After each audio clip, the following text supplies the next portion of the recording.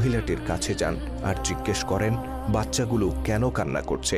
ওই নারী হযরত ওমর রাদিয়াল্লাহু তাআলা আনহুকে আগে কখনো দেখেননি, যে কারণে তিনি মুসলিম জাহানের খলিফাকে চিনতে পারেন না। আগন্তুকের কৌতূহল দেখে তিনি বেশ বিরক্ত হন এবং বলেন শিশুগুলো ক্ষুধায় কান্না করছে। ওমর রাদিয়াল্লাহু তাআলা আনহু জানতে চান উনুনে তিনি কি চড়িয়েছেন, খাবার প্রস্তুত হতে আর কত দেরি। মহিলাটি আরো বেশি বিরক্ত হয়ে বলেন পাতিলে কিছুই নেই, শুধু পানি চড়িয়ে রেখেছি।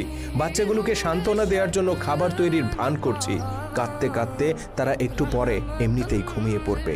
অতঃপর অতি দুঃখের সাথে নারীটি জানান তার ঘরে কোনো খাবার নেই। তিনি নিজের এই দুরবস্থার কারণে খলিফা ওমরকে দায়ী করেন আর বলেন নিশ্চয়ই এর জন্য আল্লাহর দরবারে ওমরকে জবাব দিতে হবে। তিনি জানতেন না তার সামনেই দাঁড়িয়ে আছেন খলিফা ওমর রাদিয়াল্লাহু তাআলা আনহু। ওমর রাদিয়াল্লাহু তাআলা আনহু বিস্মিত কণ্ঠে বলেন খলিফাকে কেন এর জন্য দায়ী করছেন? তিনি হয়তো আপনার এই দুরবস্থার কথা জানেনই না।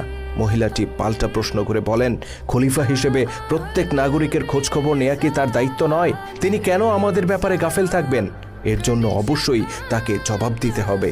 মহিলাটির এই অনুযোগ খলিফা ওমরের হৃদয়কে চূর্ণ করে দেয়। তিনি বলেন আপনি অপেক্ষা করুন, আমি শীঘ্রই বাচ্চাগুলোর খাবারের ব্যবস্থা করছি।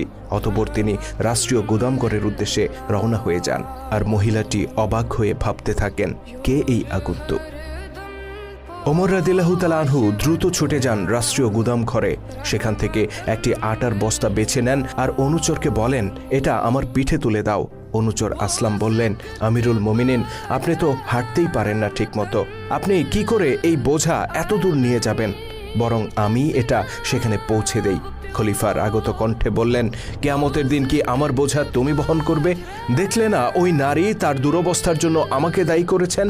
আমার বোঝা আমাকেই বইতে দাও। অতঃপর অর্ধজাহানের বাদশাহ হেঁটে চললেন লাঠিতে ভর করে, কাঁধে তার আটার বস্তা, পিছু পিছু হেঁটে চলল বিভ্রান্ত অনুচর। এভাবে দীর্ঘ পথ হেঁটে প্রকৃতিতে যখন অন্ধকার নেমে এলো তখন তারা পৌঁছলেন